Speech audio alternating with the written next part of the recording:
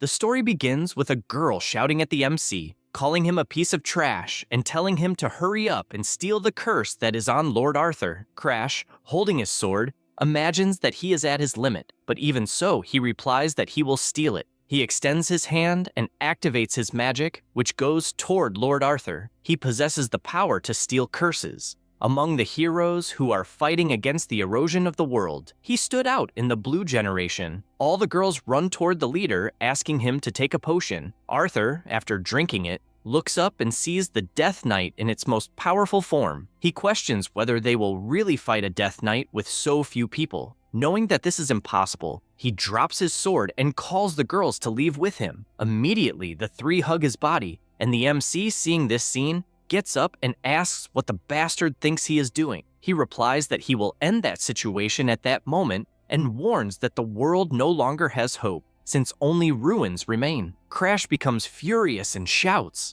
wanting to know if he is really going to give up even after everything they did to get where they are, since they lost countless friends. He finds it funny that the situation reached this point because the guy was busy with women and probably went crazy. Sigrun shouts for him to shut up and guarantees that Arthur did his best compared to a piece of trash who only knows how to steal curses, and therefore should not speak about the leader. The MC finds this funny, since being called trash by her is nothing new, and points his finger, questioning how she can say such things to someone who saved their lives. He shouts that no one would have gotten so far without his abilities, and also refreshes everyone's memory, starting with Abella, who is the Red Witch. He points out that she had said she could not use magic if she lost her voice, and that she even kept begging him to steal the curses. He did everything she asked, and even so, the girl attacked him when he went to get painkillers. And both in the past and in the present, the habit of despising people has not changed. The same goes for Mary, who is considered the strongest spear of the Empire. In truth, she is nothing more than an idiot who charges forward without thinking and took on every possible curse and kept begging the MC to remove them. He becomes even more curious as he recounts this, since the princess used to call him a benefactor, someone who sacrificed an eye and is now being called trash. Even during the academy, she kept placing him as part of her Kingdom Starlone faction, and even after all the bullying, Crash never fought back in any way. He does not understand why she should be the blue generation when he made every sacrifice for the good of the kingdom. He finishes by saying that he cleaned up all the mess up to this point and questions whether everything was for nothing. After all, he does not care about the others, but he cannot believe that Arthur, who should be responsible for saving the world, is giving up. He was supposedly going to lead everyone and even stand at the front of the blue generation, and that was the reason the MC chose to stay by his side. Because of that, he does not understand why he is giving up. At that moment, Arthur says that he can finally tell the truth, and once again repeats that the world is already over, and that he will basically redo everything from the beginning. The MC does not understand what the hell he is talking about, and the leader says that this is not the first time he has seen the end of the world, because his ability is regression. Crash is shocked by this, and Arthur explains that in that life he obtained the inherited memory ability and can regress while keeping his memories. Soon, he will be able to regress with his current experiences and will have a chance to prevent the apocalypse. He then finishes by saying that he will restart everything with the girls by his side. The MC does not accept what he is hearing and asks about himself, whether he will not go along. Arthur remains silent for a moment and then bursts into laughter, saying that he wants nothing more than for Crash to get fucked. He is shocked to hear this, and Arthur admits that the Black Hood ability is useful since it can steal any existing curse. However, he does not know why he would regress with someone whose body and mind are already weak and does not know what use he would have. After all, it is much better to take a fresh version of him. Crash does not accept this since he was nothing more than an object, and the man tells him not to worry since he will make good use of him in the next regression. The MC tries to process what is happening and feels that deep down, he always knew. When the generation ignored him and he only stood there watching, that was when he discovered that they never saw him as a companion. He screams with all his strength for them to take him, but Arthur only laughs. Then the MC, knowing that he will end up fainting because of the curses, assures that he will not die that way. He knows that his ability can steal only curses, but that is because he never tested it on other things, such as, for example, Arthur's ability, since he did not consider it a curse. However, he thinks it is worth trying and therefore uses the black hood toward the leader. His ability flies straight into him, and only then does he realize that it simply worked, since the ability devoured the regression ability for itself. However, Arthur did not notice this and still insists on asking why Crash has not yet given up on trying something. He says that the boy witnessed countless apocalypses, and that every time he became useless, he discarded him, leaving him to die again. And he no longer even knows how many times this happened. The MC, still lying down, assures that the one who will suffer will be him, and, with a big smile, points upward, telling him to be careful. After all, the world is in ruins, and because of that, he needs to be careful, since if he does not want to die, it is better to fight to survive, because the one who will regress will be himself. Sometime later, Crash, who had been asleep, opens his eyes and gets up in shock. He looks around and realizes that it is where he lived when he was a child. This is Crash at 13 years of age. That is because the regression was a success. Now, about the erosion of the world, it was a phenomenon where the world almost literally suffers. Erosion by another dimension. When erosion occurs, environmental changes also appear and, making things even worse, species of erosions invade the world, and among them, there is one that has a humanoid form. These are known as world invaders. Both civilians and soldiers panic, and those who resist the erosion are called the Blue Generation. The MC is one of these people. He has a body capable of sealing curses, and because of that, he entered the Blue Generation. He was also treated only as a curse vassal, and, in the end, was also betrayed by his companions. This was his life until he woke up now in his younger body. He realizes that he is in his room and remembers that he was in deadly cold before, but at that moment, it is as hot as summer. He deduces that if he is in the Green Pine Mansion, where he lived as a child, that means his last gamble, using the Black Hood ability on Arthur, was a success, and did, in fact, manage to steal the ability. However, he becomes curious about this, since he has no idea how he managed to steal it. People usually think that the Black Hood is an ability that can be used freely, without restriction. However, it has a distinct flaw. It can steal the possession of a target if the user manages to unlock the lock generated after activation. This lock is generated based on the owner's affinity with the object. If a stone found on the street was recognized as something valuable, something like block the condition will appear. Transfer 99% of the world's wealth to the owner. In other words, the difficulty of stealing increases. It is something like a type of unique ability that is highly valued, and the difficulty of stealing it is astronomical. In short, he knows that the greater the value, the more conditions there will be, and the more difficult they will be. Then he thinks about Arthur and what was going through his mind. After all, when he activated his ability, he did not see any lock. He thinks a little more about this fact and concludes that perhaps Arthur wanted to abandon the ability. He is surprised to think that the man known as the King of Heroes wanted to abandon his regression ability. He remembers some times when Arthur showed an expression of exhaustion and moved only to finish a task. A world that was destined for destruction and kept happening repeatedly, so he probably went insane. In other words, to Arthur, this ability was a curse. That is why he tried to make the girls retain their memories and return together with him, while excluding him at the same time. The MC concludes that the fact he managed to steal this ability, and that the Arthur he knew lost the ability, being left behind in the world on the brink of destruction, was crushed by the meteor of the Blue Death Knight. He comments that he stole the ability from the boy he wanted so badly to get rid of, and hopes he is happy. He says this and laughs, since he was always looked down on, as if stealing curses were something anyone could do, and even the hero never paid attention to his companions when he was suffering in the shadows. Because of these memories, he does not have a single ounce of regret for having left everyone to die. Still in the mansion, the MC looks at his reflection in the mirror and realizes that he is still small. He looked more like he was 10 years old, with a small stature but moderately developed muscles. This is the result of swinging a sword every day, trying to survive in the Valheim family, the strongest martial clan in the kingdom. He concludes that if he is in the Green Pine Mansion, it means his trial ceremony must have already taken place. The Valheim family's trial ceremony is a place to prove the ability that will be revealed by the god with whom one has contracted. The better the contractor, the higher the god's rank. His family's lineage was always blessed. However, the same could not be said about him. He had no talent or martial prowess because no god chose him. After that, he was expelled from his main house and sent to the Green Pine Mansion, where all failures go. He reflects that, at the moment, he is the only one who knows about the end of the world, an apocalypse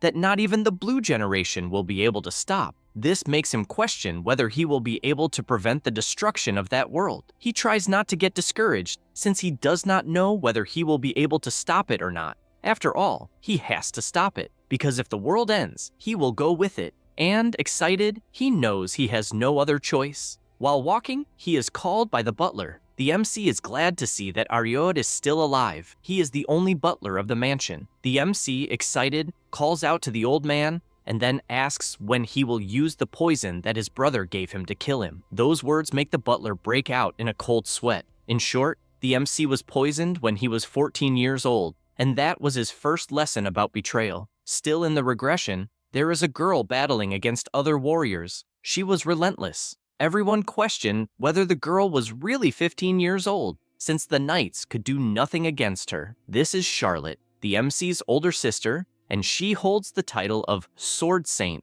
The audience whispers that the girl is a talent that appears once every millennium, and, because of that, all the lords of every house have high expectations of her. Meanwhile, Varokin, the MC's brother, hears everything and furious says that he will kill everyone of the Valheim lineage. He knows that Charlotte is an enormous risk and that her mother is at least decent. Then, already in another place, he says that the MC is a useless failure and warns the butler that he will first kill his half-brother and emphasizes that even the butler has a reason for this, since his career was hindered because of the boy. Therefore, he explains that it is just to give a single drop of the poison to Crash, and by doing that, he will not have to worry about his daughter's treatment or money, and he asks whether he is hesitating. Ariod replies that the MC is someone he raised as his own son, and that doing something like that is absurd. However, Varokin calls his attention and tells him to choose whom he will save, whether he will save another person's son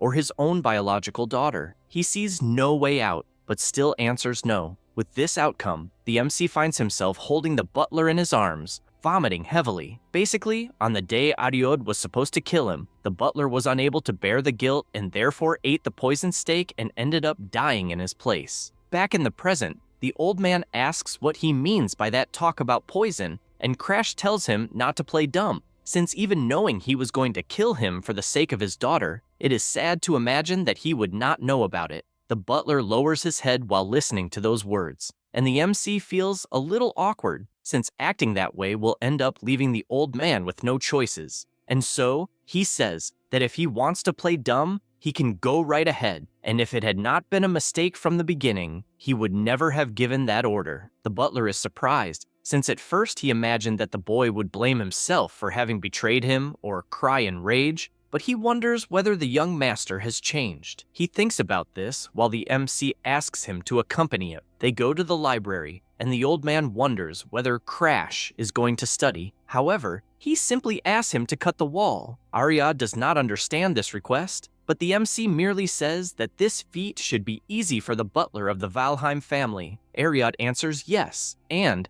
concentrating energy in his sword, unleashes a full-powered attack against the wall, opening a huge hole. He asks whether it might be a secret passage. Crash merely says that he did a good job and starts walking. Ariod begins to follow him and concludes that the boy is definitely a completely different person from the day before and even has an aura that resembles that of the Lord, and he does not understand what the hell happened. The MC reflects that that moment brings him memories. Before, everything was burned, but at that moment, he managed to reach the place before that happened. The butler asks whether he should cut the chains, but he answers that unfortunately, he will not be able to. Then, excited, he decides to test his Black Hood ability. The power moves toward the chains, and, with extreme ease, destroys them all. This feat leaves the butler so frightened that he asks whether he might have made a contract with a god. Crash is startled since he ended up showing something that he has not yet obtained at that point in time. And so he answers that yes, he made a contract with an insignificant god, and even says that regarding the library, he should feel free to report it to his father. Ariod is surprised, since until the day before the young master's eyes seem to have lost the will to live, but he believes that everything changed if he made a contract with a god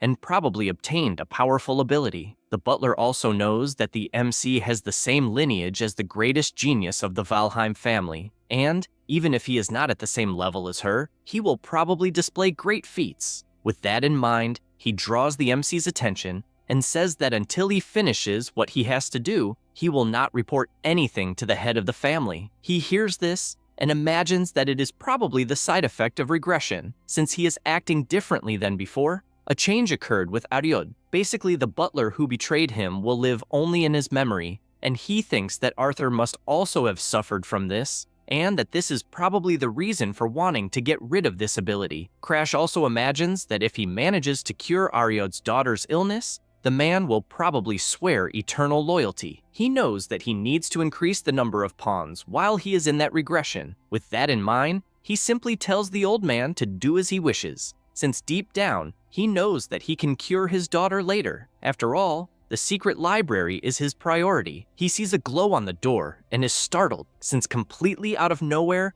a fire attack flew straight at him with full force. He admits to being surprised, since he is the person who endured several curses and still got goosebumps. And because of that, he has no doubts that a specific book is in that place, until he finally finds what he was looking for. Now, regarding the secret library of the Green Pine Mansion, the ancestors who were called failures of the Valheim family wrote their techniques and life memories. It is not an ability, but a product of humanity, a place where they kept their secret books to reach the peak. At first, it was a place of free access, but it became secret because of one person. That person was Damaris. He was the worst failure in the history of the Valheim family, but he was also the person who was consumed by the erosion of the world and became the strongest. With that in mind, he gets excited, since he will take the secret book of the worst of the failures. Now, about Damaris Valheim, the greatest failure in the history of Valheim. Even so, he was also the strongest person in the history of the family. When he was at the peak of his power, some of the most powerful warriors challenged him. However, no one was able to stop him. He had extreme immersion poison in his blood. This was because he incorporated the erosion of the world into his own body and possessed an insane secret art to handle his power. The MC thinks about all of this and imagines that before, half of the book was burned, so he did not know why Damaris ended up that way. But apparently, he went mad because he could not control the advance of the erosion. He stops to think that when he was caught by the curse of the world's erosion, he ended up weakening the curse with the Black Hood, and somehow endured it by compensating with other curses. The same principle applies to the devastation caused by extreme immersion poison in the blood. This is because he stole a curse that controls the advance. This makes him question whether, by any chance, he might be able to become strong like Damaris. Thinking about all of this, he draws the butler's attention and gives the order to ensure that from that day on, no one enters the Green Pine Mansion. Ariod says he understands and returns to his post. Meanwhile, he imagines that the young master will turn a blind eye to his mistake and, therefore, he should repay his kindness by refusing Verokin's proposal. He says this to the boy, who becomes furious at having his proposal to poison the MC rejected. He says that a person who has so many flaws only makes him more nervous. He also believes that if it were not for the MC's mother's bloodline getting in the way, both Lilish and he himself would have maintained their positions in the direct lineage. Suddenly, he shouts, calling another butler, and orders him to go to the Green Pine Mansion, where Crash is, to investigate why Ariod changed his mind. However, he replies that it is not possible to enter. This is because Ariod, who is the young master's butler, prevented entry even to the head of the family. Verokin cannot believe this absurdity, since he is even blocking the head of the family from entering. Meanwhile, the MC continues channeling energy. He realizes that he has finally reached the experienced beginner level, he knows that there are several stages of aura, such as aura user, aura expert, aura master, and finally, the aura emperor. The second stage, which is in the experienced aura stage, is the stage where most users are and is what separates geniuses from normal people. He has just arrived there, while his sister Charlotte, who is 2 years older, is already an aura master and possesses incredible talent. However, even though she is an incredible monster, in the end, she was useless against the erosion. The MC is aware that compared to her, he is nothing more than a beginner and therefore does not know if he can really save the world. However, his self from before the regression warns him that he will not know before trying, and therefore he should stop lamenting, since, in the first place, it was not even possible to use aura before the regression. But at that moment, it is different, because even without comparing himself to her, he can become stronger with the secret art that was left by a failure just like him. Thus, excited, he knows that he will definitely be able to become stronger. And for now, that is enough. Sometime later, he leaves his room and the butler congratulates him for reaching the experienced beginner level. He replies that this is nothing, but questions why he is waiting outside. Ariad explains that the MC's fiancée, Bianca Hardenhearts, has arrived at the mansion to visit him. He is surprised by this, since he knows that she is the White Demoness. She is the leader who became a pawn of the World Devourers and tried to destroy the world, and the entity that defeated one of the strongest Celestials and earned the nickname White Demoness. He is aware that despite all of this, at that moment, Bianca is nothing more than a little girl, the youngest daughter of the Hardenhearts family. He also thinks about this political marriage. Basically, the Hardenhearts family rules the north,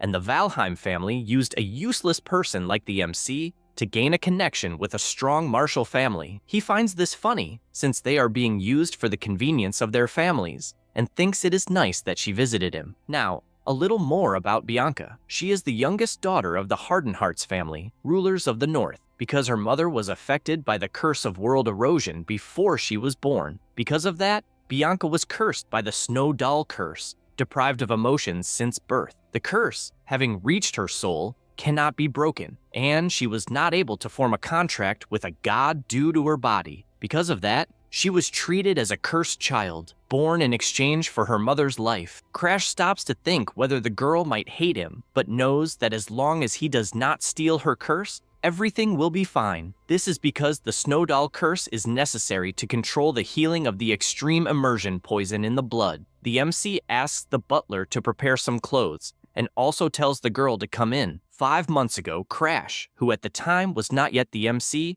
slapped her hand and shouted for her to leave, saying that she was only interested in the power of the Valheim family and therefore should not act as if she were a wife. After the door was closed behind her, she reflects that it is not as if she wanted to be in that place. This is because her father said that the only way for the family to survive depends on the Valheims, and since she is wonderful, she needs to win over the hearts of the younger ones. In a way, the fate of the Hardenhearts family depends solely on her. Bianca reflects that even without emotions, she can distinguish right from wrong. So, if she had not been forced by her family to marry, a filthy-mouthed loser like him would not have had the slightest chance. Basically, she would be the one rejecting him. Back in the present, the MC, a little awkward, says that he cannot believe they served such hot tea to someone with such a sensitive tongue and that he will talk to the maid later. Bianca remains silent listening to this, and he says that the weather is great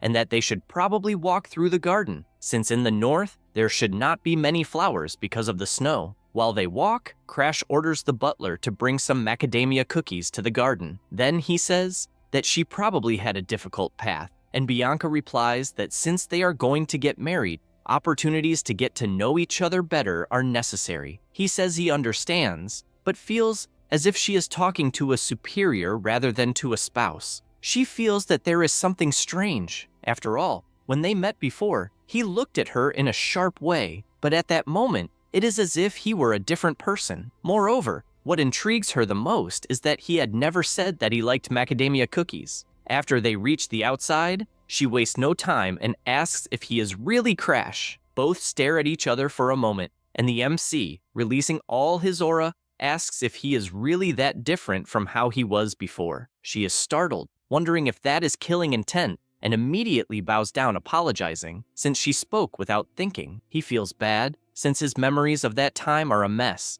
and he does not even know how he treated her. But of one thing he is certain, that is the only expression Bianca has. It was even the same expression she had when she met her end in the mansion of the frozen sea in the north. The MC decides to change the subject for now, and says that it is not a surprise that she thinks that way, since he has just formed a contract with a god. Bianca then considers that his personality changed after the contract, and therefore congratulates him on that achievement. He says that he has a proposal to make, and she considers that the boy went so far as to form a contract with a god, and now wants to make a proposal. So she asks if it is one to end the marriage. He immediately answers that it is not, and even says that he does not know why she thought such an absurd thing. Then, being dramatic, he says that he even understands why she would not want to marry someone like him, and that he himself even wants to end the marriage. She does not understand why Crash is being depressive and has such low self-esteem,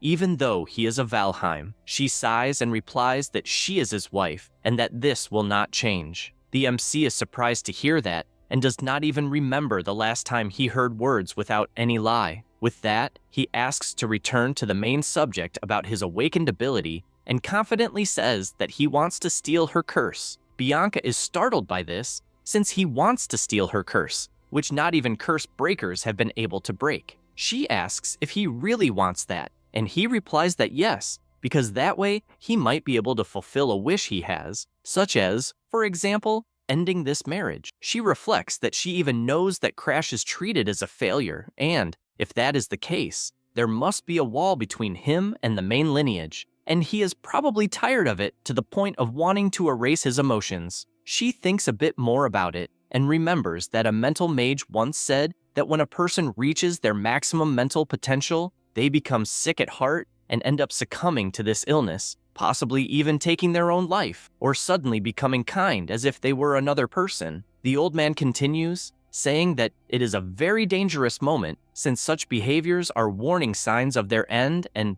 if you know someone like that, you should stay by their side. After remembering this, she takes his hand and says that everything will be fine, since he just needs to control his emotions without relying on the curse. The MC comments that apparently she understood something wrong, and Bianca says that she will see him more often, and even if she asks her father, he might be allowed to live closer. But he shouts, wanting to know what this talk is about, since as far as he knows she hates him and did not even want this marriage. She says that even if that were true, she would not abandon someone in danger. Crash even understands that Bianca is the type who throws herself headfirst into things when she decides to do them, but he feels that there is a misunderstanding. In any case, since he will not receive it in good faith, he uses his Black Hood ability and reaches the point where the curse is, and with that, the condition to unlock the lock is generated. He is startled to see that the first condition to unlock it is to become Bianca's friend. He quickly realizes that it is a problem for there to be a lock.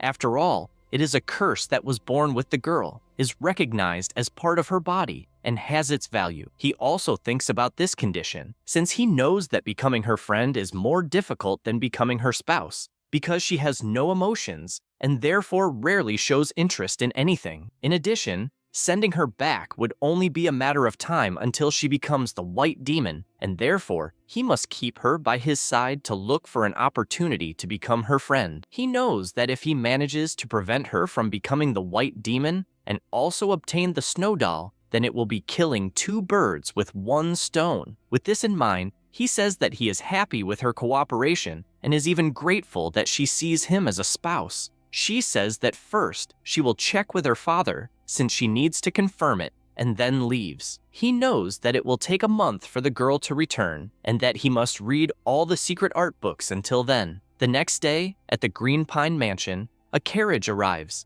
and in it is Bianca, saying that from that day on, she will live in the mansion together with him. The MC despairs, since that means they will live together. Sometime later, he wakes up and sees Bianca sleeping beside him. The MC does not like this at all, since if she is seen with someone like him, people will misunderstand. Soon after, she wakes up, says good morning, and even asks why he is in that place. This angers him, since the one who should be asking that was him. Early in the morning, Crash continues channeling energy to increase his aura until he stops to think that it has already been a few months since he started living with Bianca. He remembers exactly the day she appeared, saying that she would live in the Pinheiro Verde mansion, which was a shock to him, since he did not know she would simply move in. Bianca explains that this is not a problem, since her family gave permission. The MC finds this very strange and even wonders if she was okay living away from her family. After all, when one has no emotions, affection for family also disappears, and perhaps you become indifferent to this kind of feeling. In the end, this was a good opportunity to become her friend. He thinks about all this, since it was summer, and it is almost winter now, so nearly a year has already passed, which means that the opening of Rahern Academy is approaching. This is an academy established by the 4 great kingdoms and the empire working together to train people who can oppose the erosion of the world. Basically, young people between 15 and 20 years old can attend it. Before Crash's regression, that was the academy that produced countless members of the Blue generation who possess stolen abilities. He becomes furious remembering all of this, but sees the bright side, since he knows everyone's weaknesses better than anyone else. So he will be able to steal their abilities easily and is determined to do so as soon as he enters the academy. He will turn 14 next year, so he will have 1 extra year before enrollment and will need to find a way to become stronger until then. However, he is realizing that he has begun to reach the limits of his talent.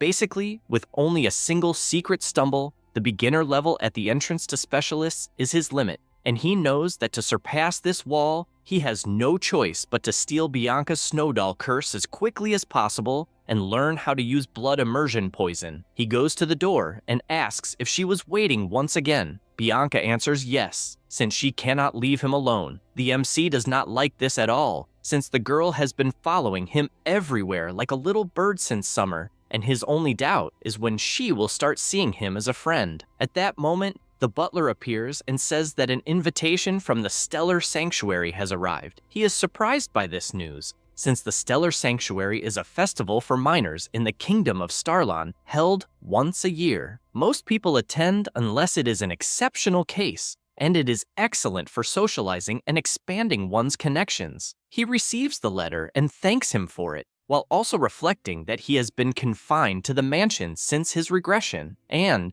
because of that, his memories of that time are vague. On the other hand, he knows that a certain person will appear, so he must hurry to fulfill his promise to Ariode. He returns the letter and orders a reply saying that he will attend, as well as Bianca, who says the same. After the butler leaves, Bianca comments that the participants of the sanctuary will probably try to criticize him. He agrees and even does not know how it will be for her, so he considers that it might be better for her not to go. She refuses, since she wants to go with him, and because it is the duty of a fiancé to protect her partner. He finds this nice, but says that he is not speaking as a fiancé, and instead wants to know her true feelings. She soon notices the look of pity on his face again, and imagines that over the past months, Crash has been kind in a strange way, always asking if she wants breakfast, and also inviting her to go to the library, or even accompanying her when she went to sleep in the middle of the afternoon. She felt warm, since she had never been treated with so much kindness,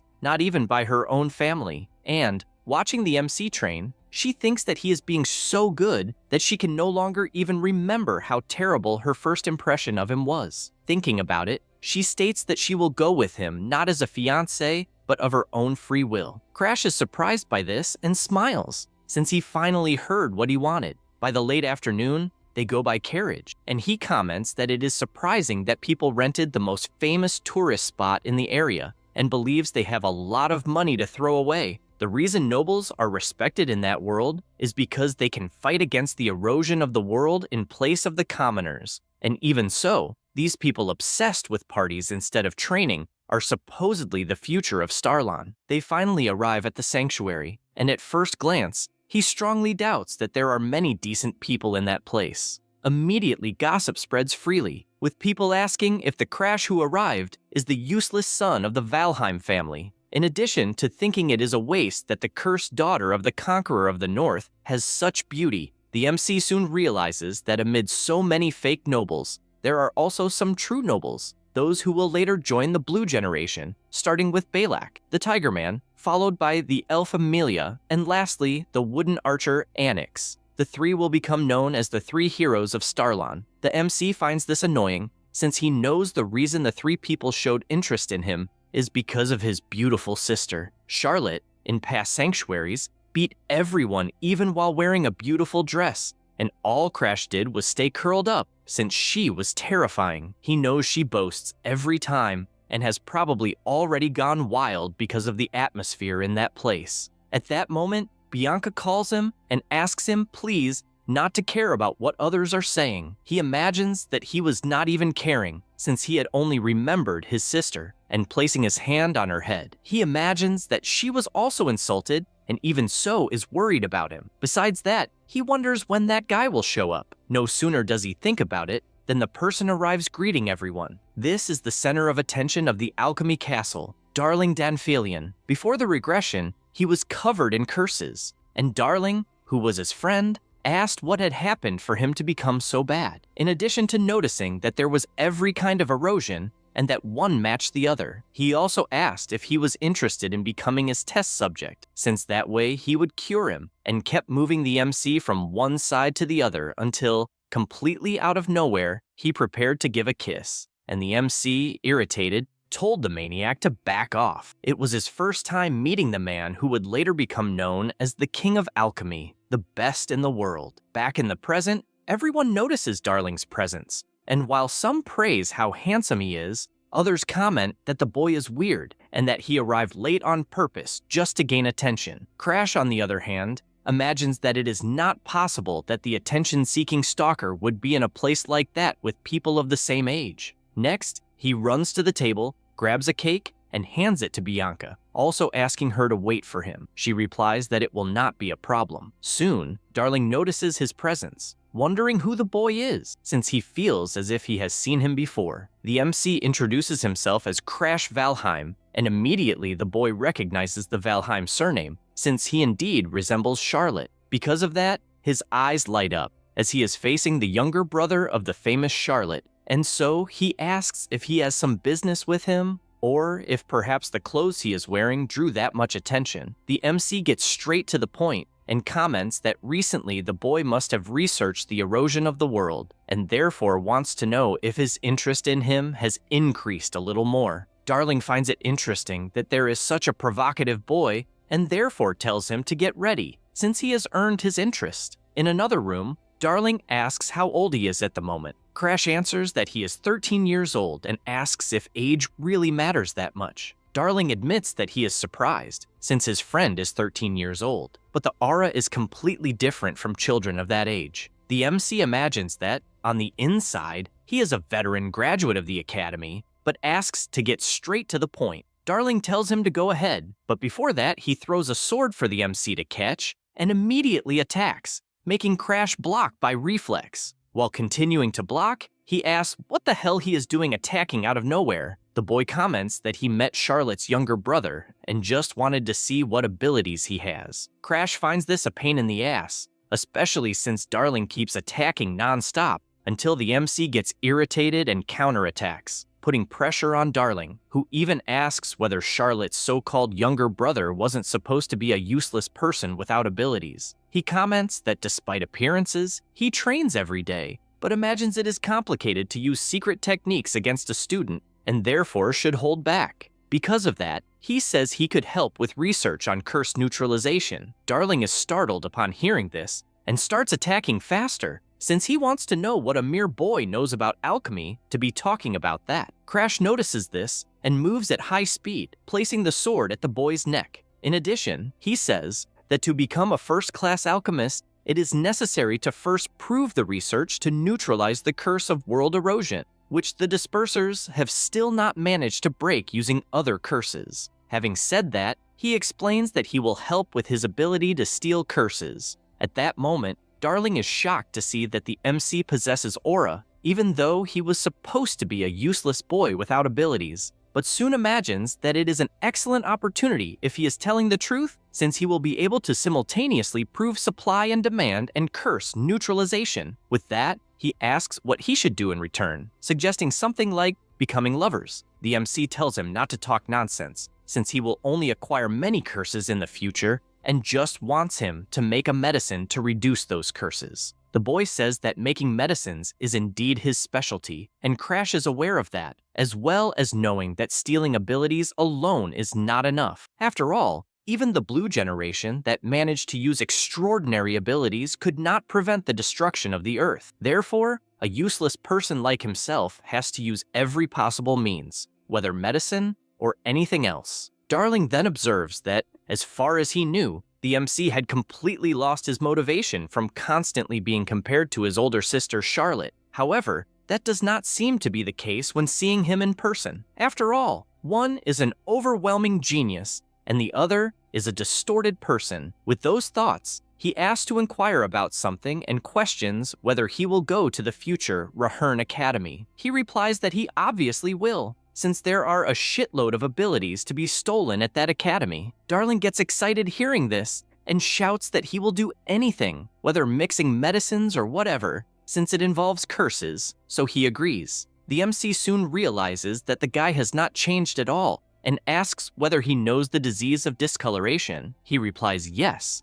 that it is an incurable disease in which the skin turns black and eventually leads to death. Crash hears this and orders him to make a medicine for this disease. Darling cannot believe the absurd thing he just heard and asks whether he does not know the meaning of the word incurable, since even for himself this is impossible. The MC knows that one way or another the boy succeeded, even if it was a little in the future, so he sighs, stretches out his arm, and confidently asks him to do it, since he believes he can. Darling finds this interesting, since it wounds his pride, and agrees to do it. Crash tells him to send the medicine to the Green Pine Mansion as soon as it is ready. Then he comments that he would like to ask something, since he believes the boy likes his sister. Darling gets excited and replies that he loves Charlotte. This makes the MC question why he keeps talking about lovers or saying that he would like to be by his side and things like that. Darling replies that apparently Crash is still a child and cheerfully says that he also likes men, since he plays for both sides. The MC is shocked by this and runs away, telling him to stay away. After moving away a little, he notices that several people are gathered until he sees a boy grabbing Bianca's arm, and,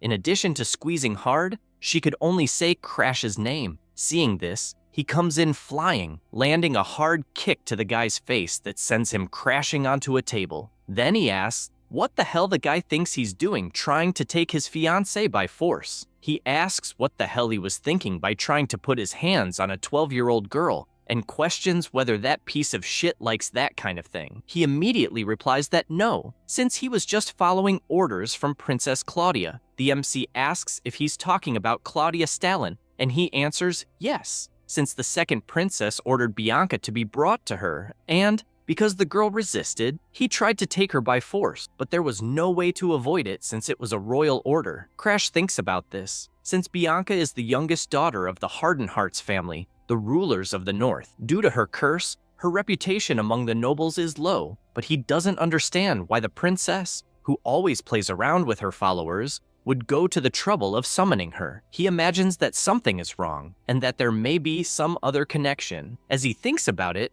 a person comes to mind, and this makes him furious, suspecting it might be Anix, since the guy used to obsessively pursue his sister. After Anix was defeated in the Celestial Sanctuary, even while hating Charlotte, he couldn't get rid of his admiration for her, and that drove him crazy. He knew he would never be able to defeat her with his own power, so he is now targeting the younger brother. The MC takes a deep breath and looks at the boy once again, questioning whether he is really taking Bianca only for that. Then he says that it's fine and warns that instead of the second princess, he will go see Anix. The guy doesn't understand why he is talking about Lord Anix. Crash thinks it's ridiculous, since the kid serves the princess and doesn't even know who actually ordered it, and because of that, he leaves with Bianca. As they walk, Crash tries to understand why Bianca refused to go see the princess. He imagines it's because he managed to guess who was behind it, since he had lived through this before, but his fiancée at 12 years old shouldn't be able to understand the situation, and he doesn't understand why she ignored it. so he calls her attention and asks why she disobeyed the princess's order. She replies that it was because he asked her to wait for him to return. The MC is surprised to hear that and, smiling, says that she did a good job. After arriving at the place, he is received by Balak, who is surprised that he actually showed up. Crash informs him that he is there to see Annex. He comments that he already knows and was even instructed to let him in. The MC thinks it's a pain, since he always wondered why he thought the boy was such a skilled dual-sword swordsman and doesn't know where everything went wrong. In any case, he is relieved that Annex ordered them to help him enter. But before that could happen, Balak says that he is curious about his abilities and therefore wants to fight. The MC thinks it's a pain and warns that fighting is forbidden inside the Celestial Sanctuary. The boy doesn't care about that at all, since he fought Charlotte anyway, so fighting him will be easy. This catches Crash's attention, since he learned that the boy lasted even longer against Charlotte than Annex did. Even though both are specialists, Annex's level is a bit higher, but his battle sense is so unpredictable that he can't read his next move. He even wants to avoid fighting Balak, but by the look in his eyes, he knows the boy won't give up that easily, so he prepares himself, because without warning, Balak attacks. After dodging, he counterattacks, but the Tigerman also dodges. However, the MC is faster and manages to land a kick. Then he prepares himself and lands his 1-inch punch squarely in the boy's stomach, making him roll on the ground in pain. Crash takes a deep breath, since it's finally over. Balak gets up, calling the MC cruel, and he replies that he was actually challenged, so he didn't do anything wrong. The Tigerman agrees and asks to wait so he can pick up his weapon first. Crash finds that funny and asks if he can even stay on his feet. The boy hears that, but soon starts to black out until he finally collapses unconscious on the ground. Bianca, intrigued, asks what he did. The MC replies that he used his family's secret technique. That was the 1-inch strike. A long time ago, a failure from the Valheim family created it. It is a secret technique that releases the maximum destructive power at the shortest distance. Depending on the condition, it can even cause internal damage. Before the regression, this was the only technique he managed to save from the burning mansion, and thanks to it, he survived countless life and death situations. He says he used his best technique, and therefore the boy will not get up for a long time. Next, he meets Annex, and Amelia immediately runs over when she sees Balak's condition on the ground. The boy admits that he is surprised that the MC really defeated the Tigreso, but Crash asks what the intention was behind using the second princess just to lure him to that place, and, whatever the reason may be, asks him to say it right away. Annex finds this interesting, since he heard different rumors about the boy being weak, and perhaps those rumors are false. The MC finds this amusing, since it was actually Annex himself who spread those rumors. However, if he loses in that place, the rumors will change a bit, because from that moment on, he himself will steal his opponent's abilities. Having said that, he comments that the rumors say he is a failure, so be it. But if he defeats him, the rumors will change. Annex finds this interesting, and the MC thinks better of him. They were together from the academy until the Blue Generation, and were basically old friends. Since they spent a lot of time together, he knows him very well, such as the fact that he only stayed close to the MC because he was useful to him, and that usefulness came from the worst possible reason. Crash was hanging from a cliff, unable to believe how everyone had died. At that moment, Annex approached and said that if people discovered that he fell into the trap because of him, he would certainly lose his place in the Blue Generation, but if only he himself survived, no one would ever know. The MC does not like this at all, and questions whether he really believes he will get away with it easily, since internal power struggles are already quite complicated, and he will definitely be expelled because of the incident. Annex laughs at this, believing that everything is fine since he will put all the blame on the MC. After all, he is hated by everyone, and thus the truth about the incident will be swept under the rug. With that,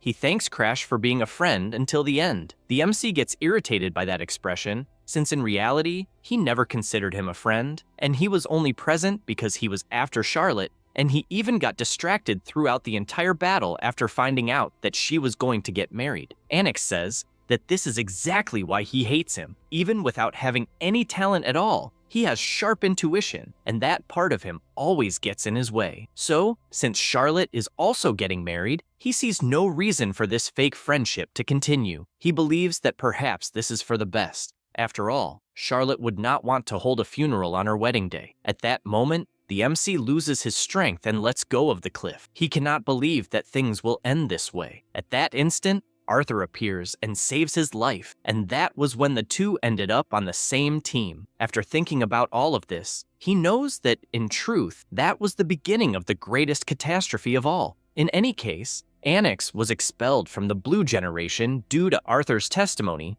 and what pissed him off the most was the guy trying to marry the princess out of desperation. Suddenly, the boy says that the face and the way he speaks are identical to Charlotte's. The MC becomes increasingly irritated since the bastard has not changed at all. Because of that, he tells him not to casually mention his sister's name like that. He prepares himself and charges forward, since, like his sister, he never runs from a fight. Anix finds this amusing and blocks the first punch with his ability. Crash keeps trying to attack, but cannot land a single kick. In addition, a vine grabs his leg and throws him back, forcing him to reposition. He knows it will be more difficult than he thought, since he is facing the Glazer family's secret technique, the Celestial Wood style. It is a special technique that strengthens plants with aura to manipulate them at will. Combining it with his recovery ability, he manages to manipulate multiple plants and exceed the limits of the technique. The MC asks if he wants him to fight with a weapon and picks up a piece of wood.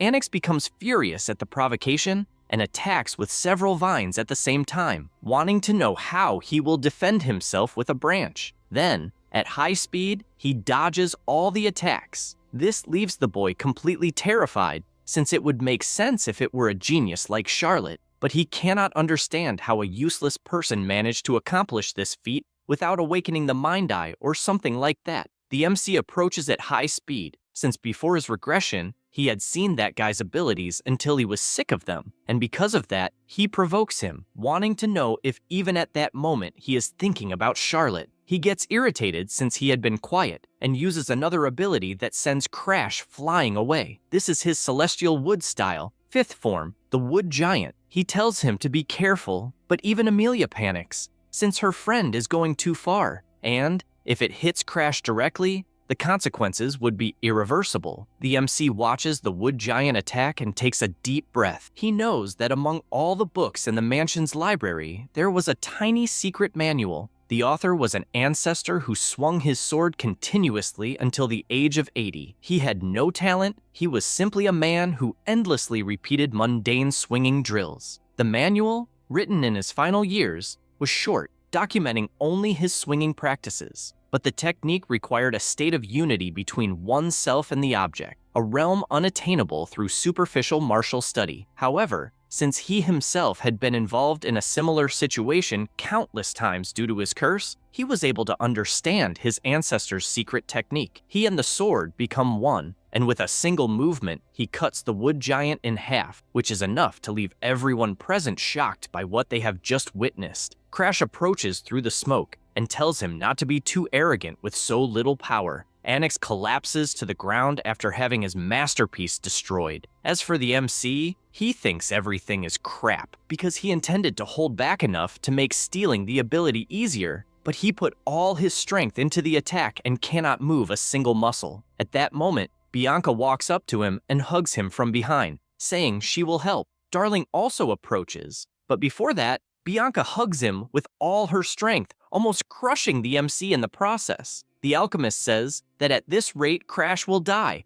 and because of that, he picks up the boy and walks out through the hall while everyone present gossips, unable to believe that a useless person truly defeated Anix. Darling is surprised, since the rumors spread faster than she expected, and although she had not planned anything on a large scale, she at least believes that Crash will be a celebrity as soon as he wakes up. Besides that, something else is worrying her, since the expression Anix had left her uneasy, as if it belonged to someone who would do something serious after everything that happened. Because of that, she asks him not to die before helping with the research. After that, a week passes and the MC continues training at full throttle. He feels relieved, since he has completely recovered from the sword damage. and knows that if he had used it continuously to corner him until the end, he would be in a worse situation than Annex. Moreover, if he had not fainted, he could at least have finished the preparations to steal the ability. The MC imagines that he had two methods in mind to do this. The first method was to unlock the Black Hood seal, and the second method was to induce the opponent to doubt his own ability. And the method he intended to use against Annex was the second. This method is categorized as easy to perform, since by defeating the opponent in an overwhelming manner, such as the wood giant being destroyed with a single attack, it made Annex doubt his own ability. After all, he lost to a useless person he despised. Crash knows that, even if it takes time, he will eventually steal the recovery ability. He also wants to spend every day training to surpass the geniuses. At that moment, the butler calls for him and informs him that Master Verikan has arrived at the mansion. MC realizes that apparently his brother's patience has run out, and the butler explains that he has already refused the boy's messages 22 times. Crash says he can no longer ignore it and asks to let him in. Bianca arrives and asks to drink some water. In addition, she comments that he smells of sweat. MC explains that it is because residues are expelled when using aura, and that maybe it is because he is used to the smell of erosion, so he does not even notice it. She asks whether he should not take a bath before meeting his brother. He does not care about that at all, since eventually he will end up changing again anyway. She then asks, please, that he not get close, and he is surprised by the girl giving orders to her fiancé and believes that she has really grown. The girl runs off, and he becomes excited, since she is like his little sister, so he cannot help teasing her. He also feels that his acquaintances from before his regression would be looking coldly at him at that moment, like Arthur, questioning whether he is becoming soft, since that way, he will not be able to stop the destruction of the world. MC reflects on that guy, and despite hating to admit it, knows that, except for the final moment, Arthur was a hero who was always on the front lines and never let his guard down. This makes him wonder what the guy is doing at that moment. At that instant, Verikan approaches and asks whether he is flirting with the fiancé, since they seem to be having quite a lot of fun. MC says that everyone needs some time to have fun. Verikan finds something strange, since he is facing the boy who used to be so afraid of him that he would not even make eye contact. But at that moment, he is looking directly at him without any problem. This makes him believe that the rumors of his brother having defeated Annex might be real. Crash takes the opportunity to ask whether he should not be busy, since even so, he appeared at the mansion. Verikan does not understand what he means by the culprit, and he explains that he heard that the academy will be accepting students based on exam results instead of their status. And his brother says that, in fact, the real reason for the visit is that he has an order to deliver, since they will prevent the world erosion that occurred at Mount Garrelak. Crash is startled by this, since that type of assignment should not be mandatory until 15 years old. His brother asks him not to worry, since he will be accompanying him as a guardian, and therefore asks whether his little brother, who supposedly defeated Annex, is not scared stiff. MC becomes irritated by this, and since it is clear that his brother wants to test his strength to keep him under control, even so, he says that he accepts. After all, he is more accustomed to fighting erosion than to a peaceful everyday life, and even knowing that it is a trap, he still has a plan. Bianca asks where he will be going, and he replies that he will be away for a while to deal with an erosion mission, and therefore, she should not follow him. She replies that she will not, and also comments that, logically speaking, sending a 13-year-old child to deal with that type of mission is absurd. MC is surprised by this jab aimed at his brother, and Verikan asks what a cursed princess thinks she is saying. At that moment, MC interrupts, making it clear that Bianca is his fiancée and therefore believes that his dear older brother would not take the words of a child seriously. Both stare at each other, and Verikan simply leaves. Once again, the MC says that she did a good job, but she says that she did nothing. He knows this, since even if she is not aware of it, there is no problem. Bianca asks him not to faint again, and he prepares to go on this new journey. The corrosion of the world is a phenomenon in which the world is literally corrupted by another world, and, over time, corrupted species appear, and, at other times, climatic changes occur. And if the corrosion continues, the area itself turns into another world. The expedition finally arrives at the Garrelak mountain swamp. Verokin comments that it is a 3-star corrosion and that the purification team will begin their work as soon as the boss is defeated. The MC reflects on it being a 3-star corrosion, since it is a level that a mid-level order of knights and specialists could handle without problems. In addition, his brother may not look like it, but he is at the specialist level, a high level one, and should be able to defeat the boss of that corrupted zone without problems. His brother approaches and comments that he only brought him along so that he could gain some experience, even though he is a low-level specialist. Crash, all happy, replies that he understands, but he knows that reality is different and,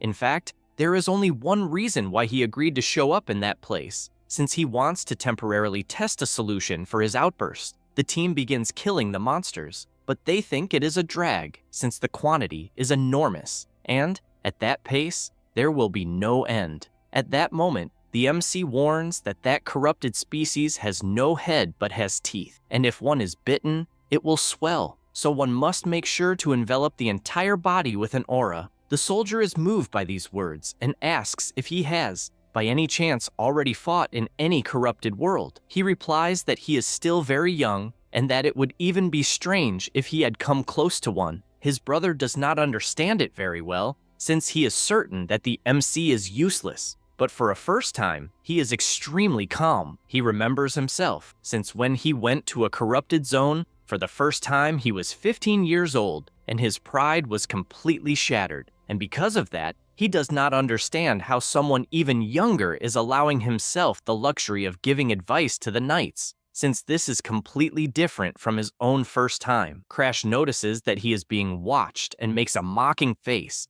irritating Verokin even more. Because of this, he prepares his sword and goes around killing all the monsters he finds, since he cannot entertain the hypothesis of Crash growing like Charlotte, because if he surpasses him, he himself will become the useless one of the Valheim. The MC approaches and comments that they will soon reach the boss's location. Verokin replies that his brother is lucky, since it is easier than it seems for a first time, as there are no other corrupted species besides the boss. Crash replies that this is even more reason to stay on guard, since apparently there is a 3-star boss capable of killing the entire corrosion by itself. All the knights are shocked, but Verokin shouts for them not to soil themselves in fear just by hearing the words of a child, since the boss is nothing more than a 3-star and therefore they will finish everything quickly. The MC moves away, since in the end, he knows that the knights will realize it on their own, and his current focus is something else. At that moment, his eyes widen as he is able to see the energy of the corrupted world, and it is even clearer than before his regression, thanks to the extreme immersion poison in his blood. He takes a bit from his shell and swallows it, becoming nervous, since from that moment on,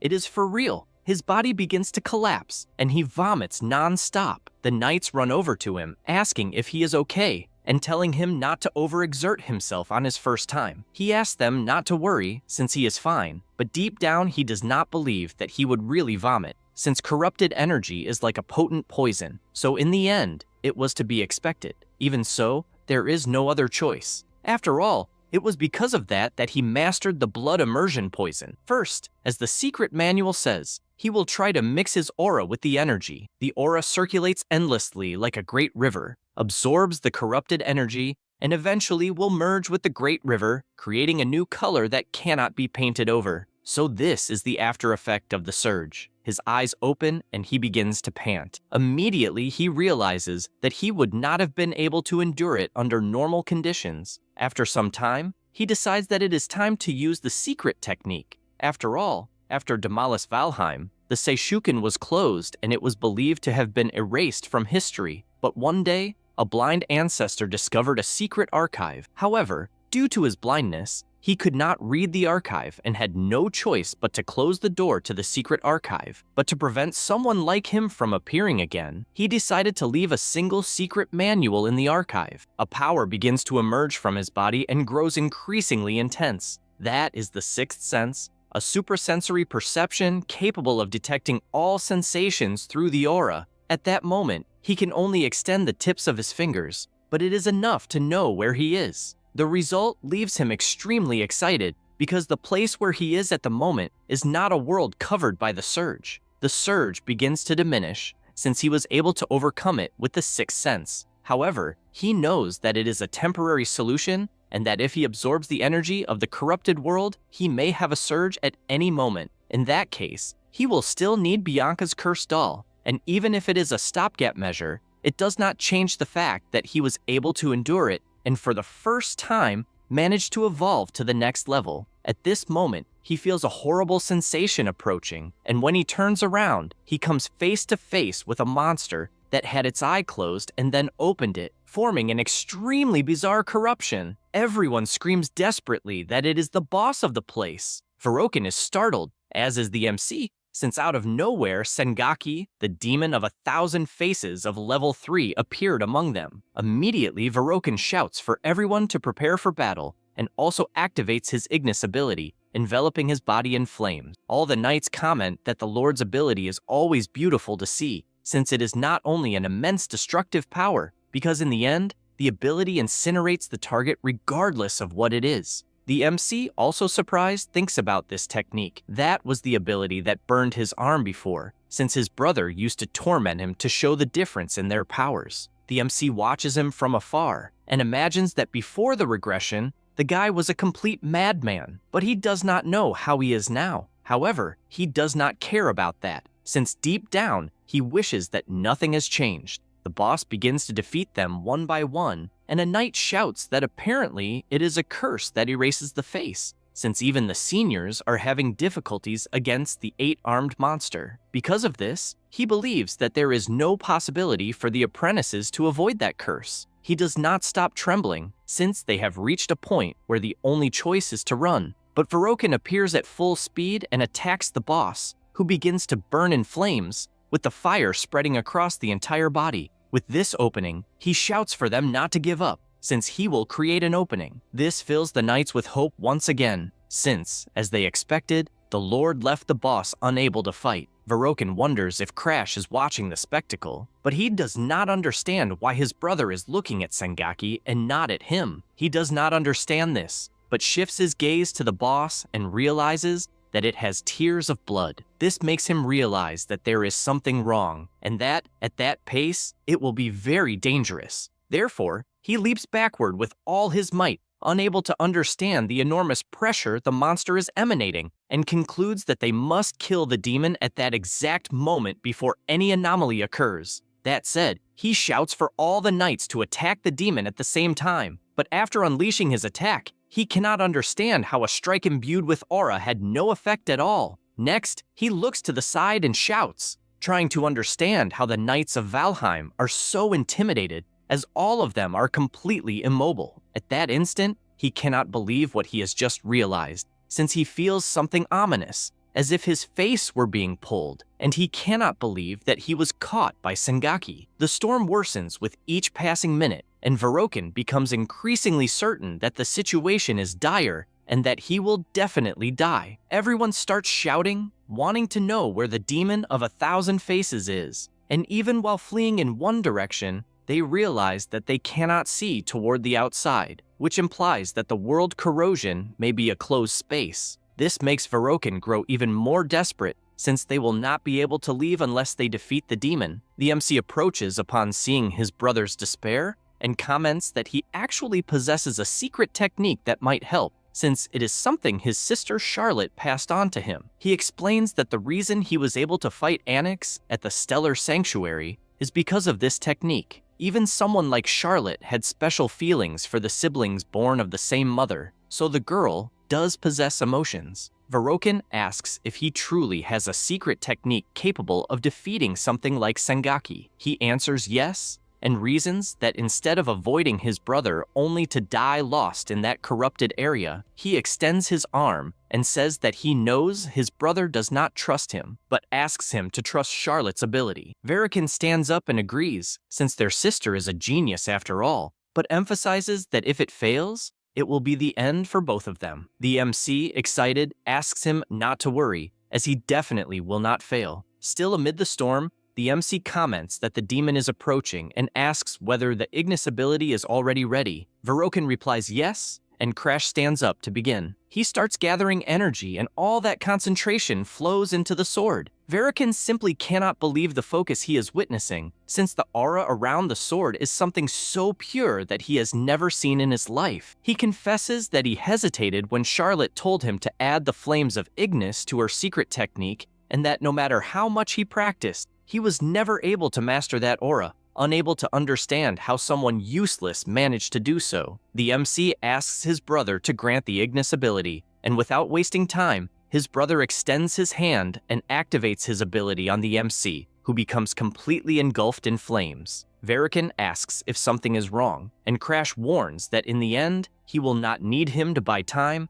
as he will be able to do everything on his own. He cannot believe what he is seeing, since Crash's flames are burning more intensely than his own ever did, and the sword will definitely kill the demon of 1,000 faces. He reflects that he lost his subordinates, and that, in an instant, he could only run for his own life. Thus, if Crash defeats the boss, that means he himself is weaker than someone who is called useless. No sooner does he think this, than the MC unleashes a single attack, which is enough to cut the monster in half. Verikan is left in shock, since the boss was indeed defeated by his brother. The sky clears with this victory, and Crash looks back and says that everything is already over. However, Verikan does not like that it was so easy, and because of that, he picks up his sword and attacks with everything he has. However, the MC defends, leaving his brother terrified, unable to understand why the hell he is not able to use Ignis. Because of this,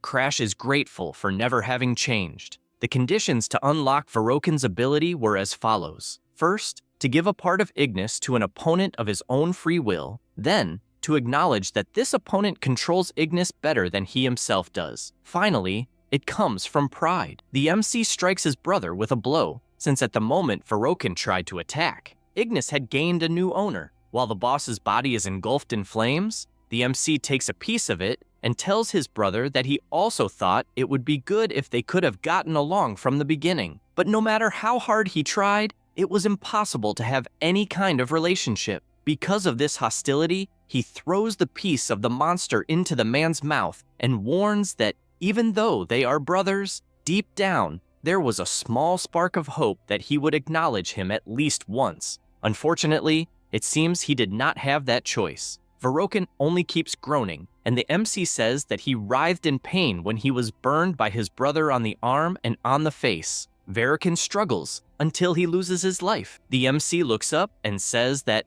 ironically, the weather is nice. Soon after all this, back at Valheim's main house, Verikan's order of knights was wiped out, and the corrosion was raised to 5 stars. The corrosion was raised to 5 stars, and they said that a superior class specialist was required to defeat it. At the boy's funeral, they cannot believe that Verikan had to sacrifice himself, since otherwise Crash would not have survived. The enraged butler does not accept that a useless person survived. Meanwhile, the head butler tells him to be careful with what he says, since the boy is Verikan's brother, who sacrificed himself to protect him. At that moment, the MC walks through the door and thinks that apparently everyone believed the testimony, and because of that, there is no need to worry. Thanks to Verikan, he obtained many results from this expedition. He confirmed that he can control the surges that occur with his sixth sense, became more adept at using blood immersion poison, and through Ignis obtained the black flames. Since Ignis is an ability that can set anything ablaze, he tried to apply it to the power of world corrosion and never expected it to have that effect, since the firepower of the black flame definitely exceeded his expectations and can be used as a trump card. Now, his only remaining problem to resolve at the main house is to conduct an investigation into the abnormal phenomena in the world corrosion zones. He imagines that people still do not know the real reason, since in truth, it is the work of a world runner. The runner's main body is submerged in an eternal dream and could only see the real world through its lackeys, the undead. After entering the room, he is greeted by a girl. This is Saphira, a 4th-class investigator of world corrosion. Immediately, he notices a black star on her neck, since he knows what it is. Then he changes his reaction and says that he did not expect to find her so soon. He calls her undead and says that he wants to make a deal since he will erase her mortality. Saphira smiles and asks if, by any chance, he is the regressor. She becomes excited by this and says that she was looking for something completely different, but apparently fate sent the wrong man. Now, about the Karmasin Immortal, Crimson Garden Augusto. Before the regression, under Arthur's orders, there was an attempt to steal his immortality, but it ended in failure. At the time, Arthur said that the immortal would be completely occupied regenerating only his own body, with no room to command his subordinates. So the reason Crimson had so many lackeys was because her true body could not move due to a curse. Sigrun asks which part is regrettable, since he must have forgotten how many problems they went through because the guy increased the corruption zone level and therefore tells him not to pretend innocence. Arthur asks them not to argue, since in any case they will resolve the immortal's matter. Then he looks ahead and tells the MC that it is a shame he could not steal immortality. He laughs and says that indeed it is a shame, since even if he were reborn, it still seemed impossible. This is because it was an absolutely impossible condition, as one would need to be stronger than the immortal. Returning to the present, Crash asks what makes her think that he himself is a regressor. She replies that the moment a mere child proposed such a bold deal, it could only mean that he is a regressor. Then, releasing her power, she comments that a mere regressor trapped in the gears of time thinks he can kill someone like her, who transcends time itself, and therefore he should not tell such obvious lies. He raises his hand and replies that it is not a lie. Then he uses his Black Hood ability, since he can even steal her immortality. Saphira imagines that in order to find someone capable of killing her, she kept increasing the world corrosion, and apparently, someone who can steal her curse of immortality has finally appeared before her. And so she asks what the conditions are. He replies that the ability will not be activated unless he becomes stronger than her, and therefore asks her to help him with that. She understands that he is basically asking to become her disciple, but if that means getting rid of the curse, she is willing even to sell her own soul. Then, excited, she states that she will make him the strongest man in the world. He feels the strong pressure of her aura,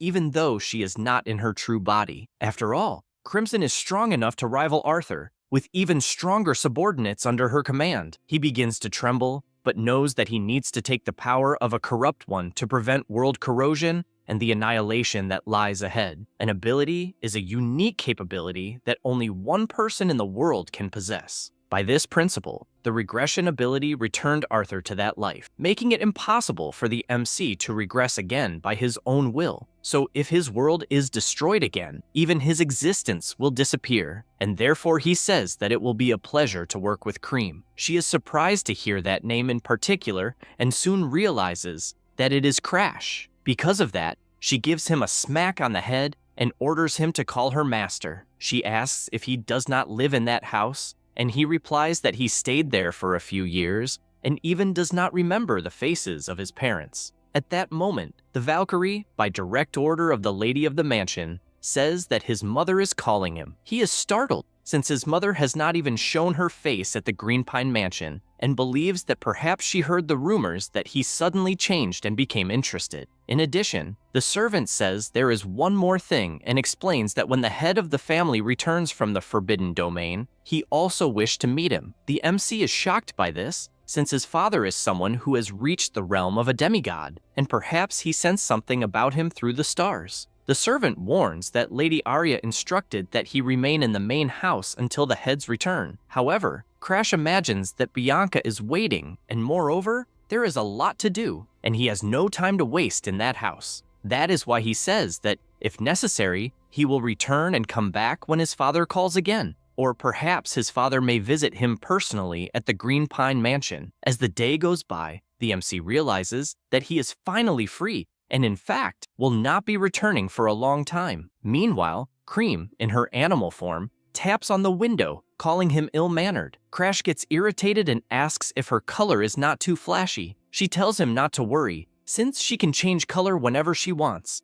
and asks if black suits her better, since she looks more like a crow. He gets annoyed because she is too noisy, but asks about her true body. She replies that he knows very well that her true body cannot move. Only then does Crash reflect that the true regressor is Arthur, and he himself is nothing more than an incomplete regressor using Arthur's ability, but he does not believe it is necessary to explain that to Cream. After some time traveling, they arrive at the mansion, and the MC quickly warns that there is a little white chick at the mansion and that she must be gentle. The so-called white chick is Bianca, welcoming him. The butler also appears, calling for him, and the MC asks if everything is all right. The old man hands him a letter and says it is from Darling. The boy says that the medicine for the discoloration disease he requested is ready and that he made it quickly while thinking of him, and that he will even see him soon. Crash informs Aryod that if someone called Darling appears at the mansion, he must be treated with great care, since he will be his benefactor. The butler says he understands and also mentions that Bianca was quite worried about him the whole time. He says that the girl found out about the trip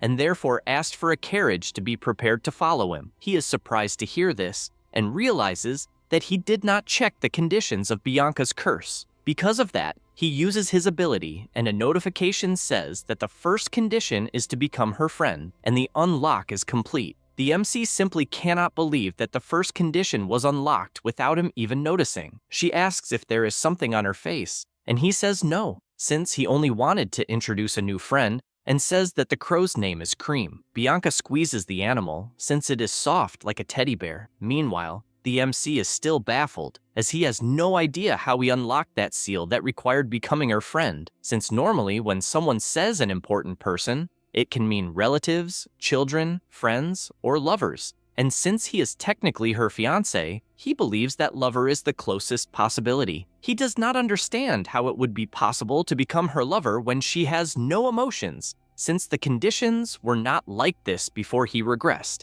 And he is also an adult on the inside. Cream says that apparently Bianca liked her, since she would not let go of her at all. In any case, she says that she wants to test Crash's strength, since the game is over and they must go to the training area. After doing so, he is left collapsed on the ground after taking such a beating. Cream says that she did not imagine that a regressor would have such mediocre talent. He replies that he already said he is a total failure. She says that at least he crawled back to the past using his experiences and secret techniques, but that effort will be surpassed by a true genius in less than 5 years. Cream gathers energy and warns that what she said only applies if they are talking about pure talent, and talent means nothing to her, since if he has no abilities, he can simply steal the talents of others. After all, he is someone who would never have escaped the bottom of the pit, and now he will conquer everything from a place above the clouds until he finally breaks her own immortality. The MC realizes that Cream's true body is that of a man and vows that he will become a much more powerful person. A few days later, Darling finally arrives at the mansion. He asks if he made them wait too long, but Crash just tells him to stop the chatter since he is training. Then he asks if he brought the requested medicine, and he shows that he did, since the medicine is complete. After that, he asks if he is not a genius.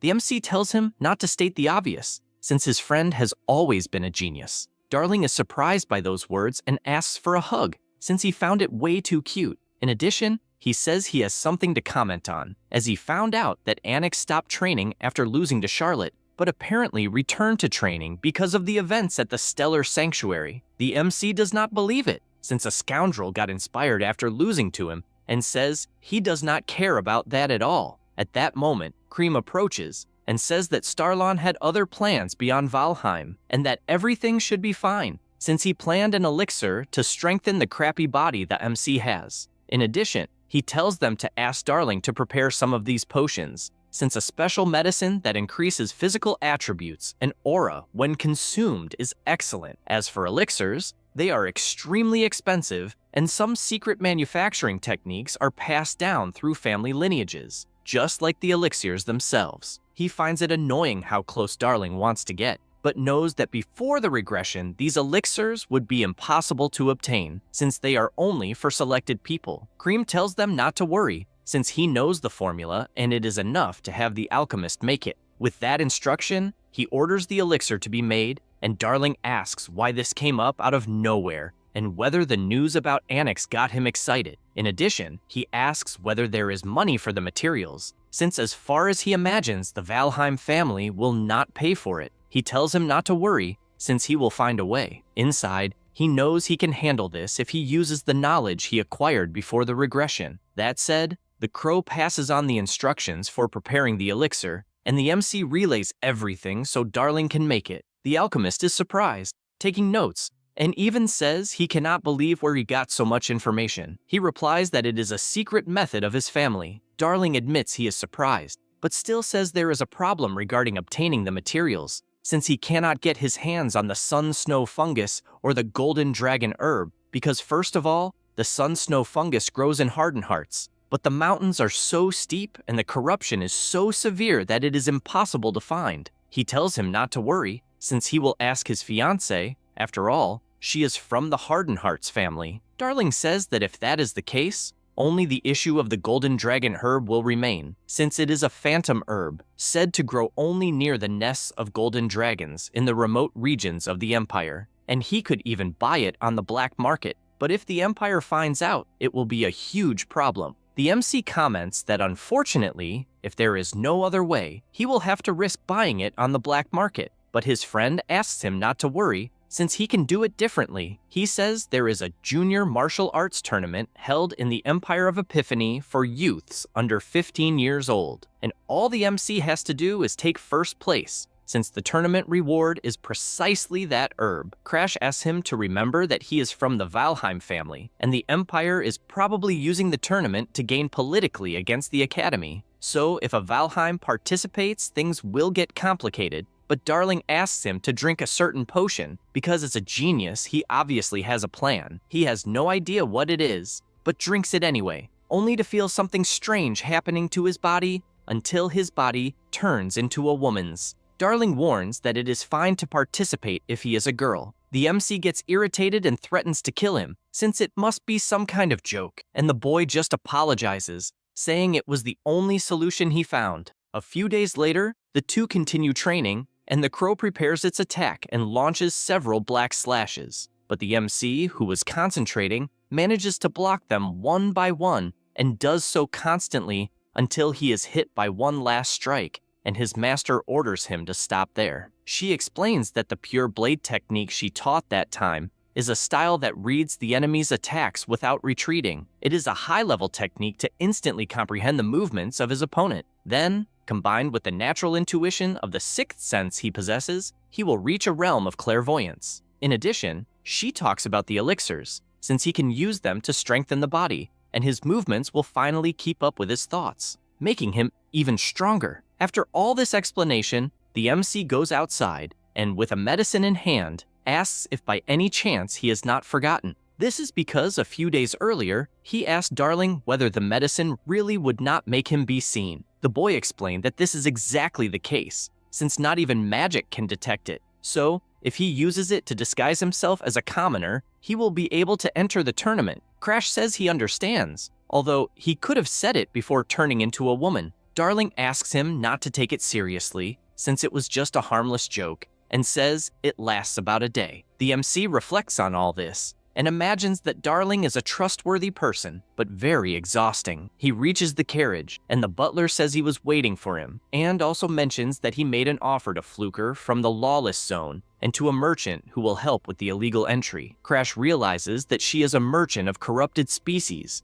so she should be able to cross the border with that, and he expected nothing less from the butler, since thanks to him, he will be able to leave the mansion without worries. Ariad reinforces that this is true and, overflowing with confidence, guarantees that he will not let absolutely anyone enter, even if it is the head of the family. The very next day, after Darling gives the medicine for the discoloration disease, Ariad cannot contain his emotion, thanking for life, for curing his daughter definitively. He can die without remorse. However, the MC says that if he is truly grateful, he must continue living, since he saved his daughter's life, so he should not dare to die until he says otherwise. And he emphasizes that this is probably a small price to pay compared to her life. He cannot hold back so much emotion, and shouts that he will survive no matter what happens. The MC imagines that at this point he can finally stop worrying about Ariod betraying him. The MC walks a little further and thanks Bianca for agreeing to his request. He also says that she stayed at his house for a while and therefore should rest,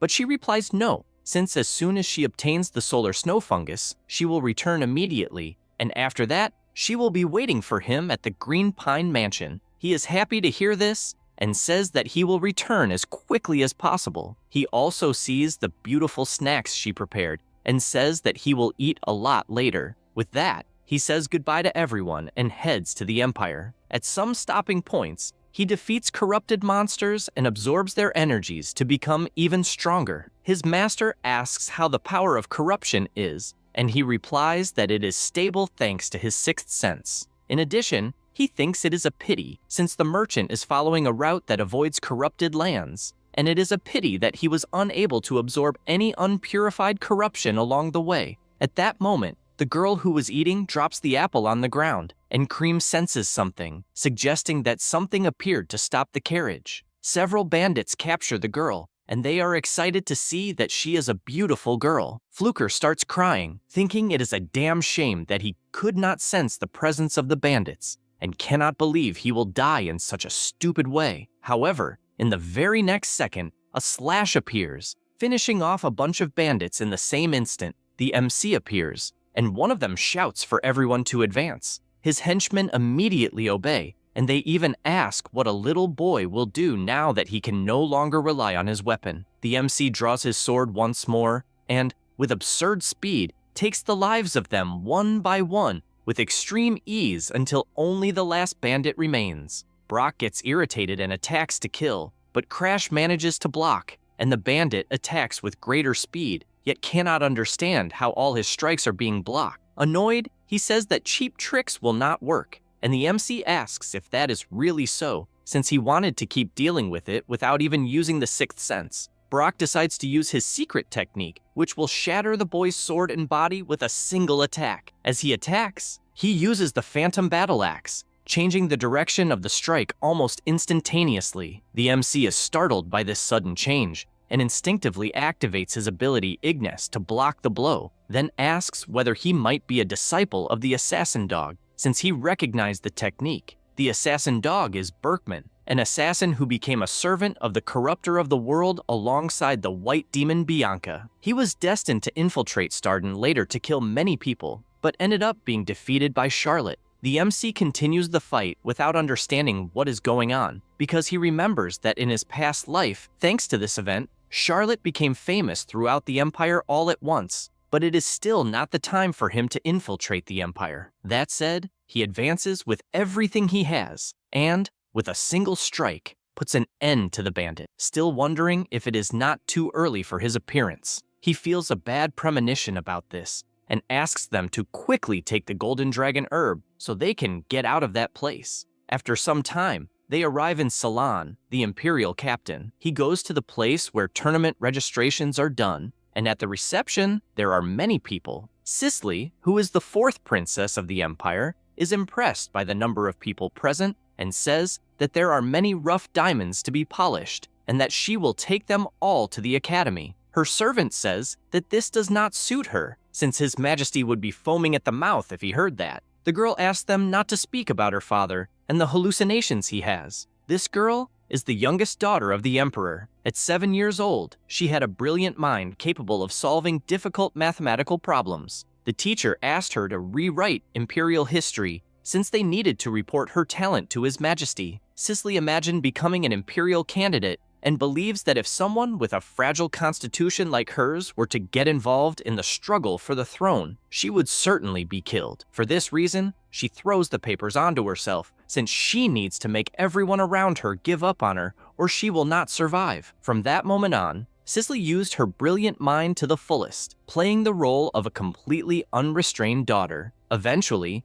even those who had praised her intelligence began to give up on her for being unsuitable for the imperial candidacy. Lena reflects that she has observed the princess for a long time, so she knows that her actions are nothing more than an act. But she noticed that lately, she seems to have exaggerated a bit. The girl, on the other hand, asks to look down, and upon seeing the MC, comments that the boy has a dark aura, along with narrow eyes and a pet crow. Cream notices this gaze, and the princess continues analyzing him, since he looks like a villain no matter how one looks at him, and believes that perhaps he is a Valheim, who is the arch-enemy of the Empire. The servant says that he certainly seems suspicious, but she would not believe that someone from the Valheim family would appear there. Sisley tells her not to underestimate her intuition, and jumps from the top of the hall, since she wants to check up close. She starts to run until she feels something strange on her foot, and begins to fall, realizing immediately that it is telekinesis. However, the MC catches her before she falls and calls her a troublesome little girl, telling her to watch where she walks. He says this and continues walking. Sisley finds it even more interesting, since the calm way the boy spoke and his attitude are those of someone who definitely knows who she is. Cream comments that it was very lucky to meet the princess, but Crash disagrees, since he would rather not get involved with her. With everything resolved, he signs up for the tournament and decides it is time to find an inn. However, everywhere he goes is unavailable, and he concludes that he will have to sleep on the street that day. At that moment, someone calls out to him. It is an old woman asking if he will participate in the tournament and saying that if he has nowhere to stay, he can lodge at her house. He looks closely at the woman, and the crow says that it is obviously suspicious as hell, but the MC does not care at all and thanks her for the offer. Cream asks if it is some kind of joke and whether his mother did not teach him that he should not serve strangers. He reinforces that he slept on the street his entire past life and is tired of that. The crow sighs deeply and concludes that that regressor is annoying as hell. Already at the old woman's house, she says that he can use the back room on the second floor and will even prepare dinner. He thanks her and believes he was very lucky since he has a place to sleep. However, this does not last long, as Sisley was waiting for him. He cannot believe it, and the crow shouts that it was obviously a trap. He knows he will be in trouble if he is discovered, and therefore believes he should just ignore her. However, she approaches and asks why he is ignoring her, since a cute girl is trying to talk, and asks if perhaps he has another type of preference. He gets irritated by this insinuation, remembering Darling's tastes, and replies that she is not his type, since there are many people more beautiful than her in that world. Sisley asks him to name one, but he walks away, since he has no obligation to answer. In any case, she keeps following him, and this irritates him. She continues insisting that they drink together, since she wants to know more about him, but the MC simply refuses because he is not in the mood. This leaves Sisley irritated to the point of saying that he is aware that she is a princess and still acts that way. In addition, she calls him a crad of the kingdom of Starlon. The MC is startled by this, since the girl figured out where he is from just from that brief conversation. That's all, folks. If you enjoy the video, subscribe and hit the bell. Thanks.